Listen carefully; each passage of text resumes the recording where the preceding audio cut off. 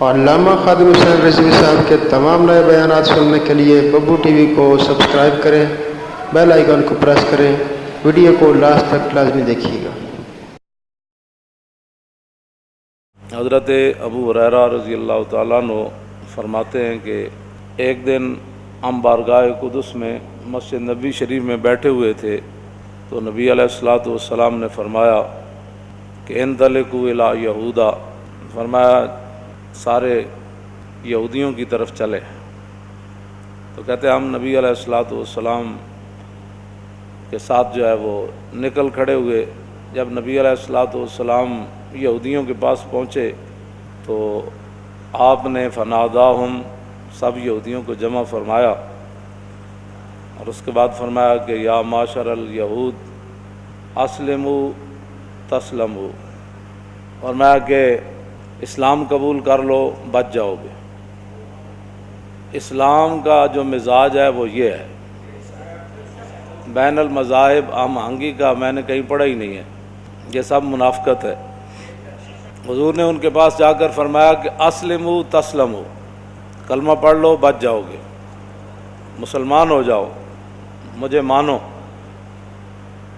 تو آگے پھر انہوں نے کہا فقالوا قد بلغت یا ابا القاسم، انہوں نے کہا کہ جی آپ نے تو ہمیں تبلیغ فرما دی ہے، یعنی ان کا آگے متکبرانہ لہجہ تھا۔ نبی علیہ الصلوۃ والسلام نے فقال لهم رسول اللہ، پھر دوبارہ حضور نے فرمایا اسلموا تسلموا، فرمایا کان کھول کر سنو، کلمہ پڑھ لو بچ جاؤ گے۔ دوبارہ حضور نے ارشاد فرمایا۔ پھر انہوں نے آگے سے کہا فقالوا قد بلغت یا ابا القاسم، پھر انہوں نے یہی بات کی تو نبی علیہ الصلوۃ والسلام نے تیسری مرتبہ فرمایا کہ کلمہ پڑھ لو بچ جاؤ گے، اور یہ بھی کان کھول کر سنو اعلموا انما الارض للہ ولرسولہ وانی ارید اجلیکم من ہذہ الارض۔ نبی علیہ الصلوۃ والسلام نے فرمایا کہ میں تمہیں یہ کہہ رہا ہوں کہ کلمہ پڑھ لو بچ جاؤ گے، اور یہ بھی کان کھول کر سنو کہ یہ زمین اللہ اور اس کے رسول کی ہے۔ بس اتنی بات۔ اور فرمایا کہ میں نے یہ فیصلہ کر لیا ہے کہ میں نے تمہیں مدینہ پاک سے جلا وطن کر دینا ہے، نکال دینا ہے تمہیں یہاں سے۔ یہ ہے اسلام کا مزاج، وہ بھی ٹھیک وہ بھی ٹھیک وہ بھی ٹھیک وہ بھی ٹھیک۔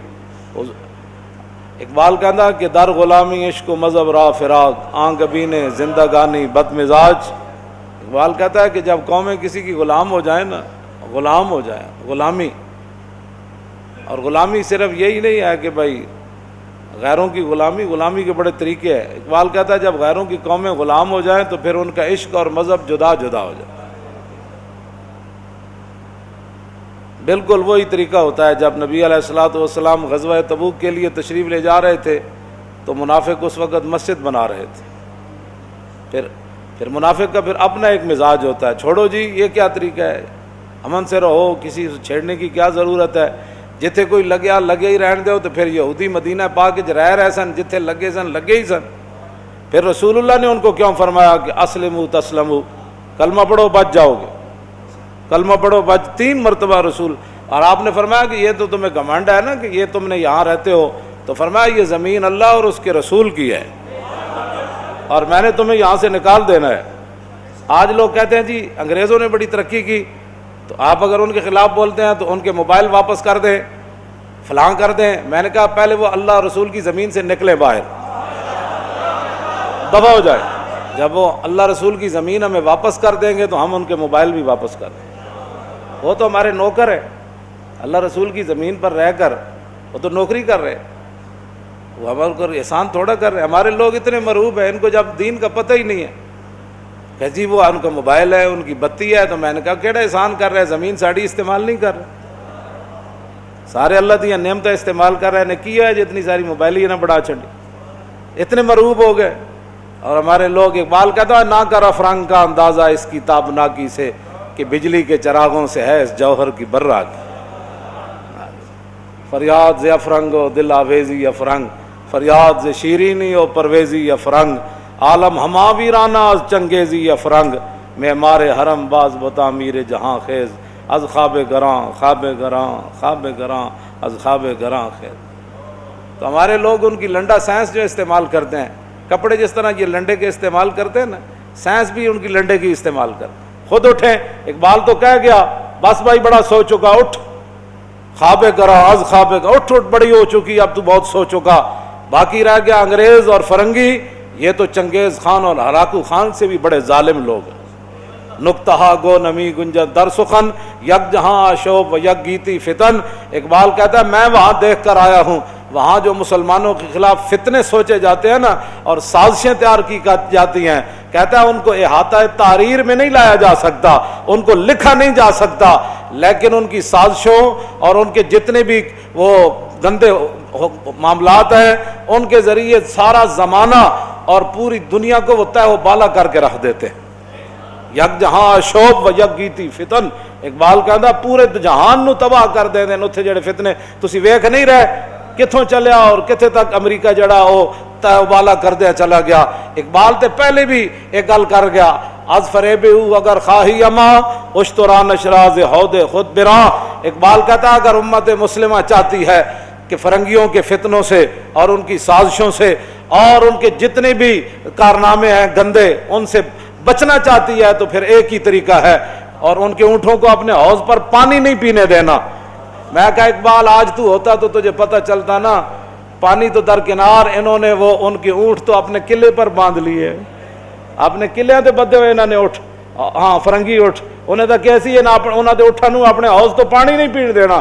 اگر تسی چاہتے ہو کہ تسی انہوں نے فتنے کو محفوظ رکھو رہو تو میں کہا اقبال آج زندہ ہوندہ تو اسی انہوں نے کھاندے ویکھ کیڑا کیڑا اٹھ کیڑے کیڑے قلعے تے بند گئے نگلے. ہاں پانی تو درکنار ہے، اس لیے امت مسلمہ جو ہے وہ زوال کا شکار ہے اور ان کے فتنوں کے اندر مبتلا ہے. اور پھر ان کی باتیں ہمیں سناتے ہیں کہ جی وہ یہ ہے وہ کیا بھائی ترقی کی، جو حرام حلال کو نہ پہچان سکے انہوں نے کیا ہمیں کیا سبق دینے ہیں، وہ تو ہے ہی خسارے میں، جن کو قرآن کہتا ہے والعصر ان الانسان لفی خسر. ہاں جی کیوں جی ہے کہ نہیں؟ ہاں قرآن کا یہ فیصلہ ہے ہاں کہ انسان خسارے میں ہے، تو پھر فائدے میں کون ہے؟ فرمایا الا الذین آمنوا وعملوا الصالحات. ہاں جی یہ تو ہے ہی خسارے میں، ان کے پیچھے چل کر خسارہ ہی ہو سکتا ہے.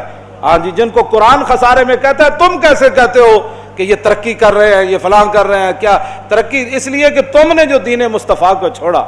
ہاں جی اقبال کہتا ہے وہ شیطان نے وہ مجلس شورا طلب کی اور کہا کہ جانتا ہوں میں کہ یہ امت حامل قرآن نہیں ہے، وہی سرمایہ داری بندہ مومن کا دین، اور جانتا ہوں میں کہ مشرق کی اندھیری رات میں بے ید بیدا ہے پیران حرم کی آستین. کہتا جانتا ہوں میں جنہوں نے خود دین کا کام کرنا تھا، جنہوں نے دین کو تخت پر لانا تھا، یقین ہی ان کو نہیں ہے کہ واقعی دین مصطفیٰ تخت پر آ سکتا ہے. وہ کہتا ہے جانتا ہوں میں کہ مشرق کی اندھیری رات میں بے ید بیدا ہے پیران حرم کی آستین. وہ بھی یورپ کا ایک دورہ کر کے آتے ہیں تو ان کے زلفوں کے اسیر ہو جاتے ہیں، اور یہاں آ کر پاکستانیوں کہتے ہیں ہم نے وہاں بہت دیکھا. کیا دیکھا؟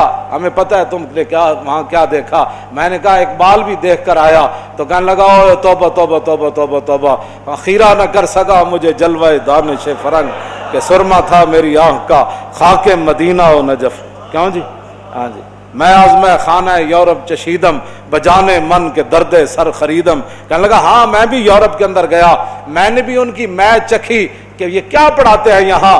تو کہنے لگا کیا بات ہے کیا پڑھاتے ہیں؟ اقبال کے سر درد میں اضافہ کیا، نشستم بانے کو یانے فرنگی ہزار روزے کے بے سود تر ندیدم. کہنے لگا جتنی دیر میں فرنگی پروفیسروں کے پاس رہا، ان کے دانشوروں کے پاس رہا، ان کے سائنسدانوں کے پاس رہا، انہوں نے میرے سر درد کے اندر اضافہ ہی کیا، اور میری زندگی کا بدترین وقت وہ گزرا جو میں ان کے پاس بیٹھا. فقیرم از تو خواہم ہر چہ خواہم. حضور میں تو آپ کے در کا فقیر ہوں، جو بھی مانگوں گا وہ آپ سے مانگوں گا، یہ مجھے کیا دے سکتے ہیں؟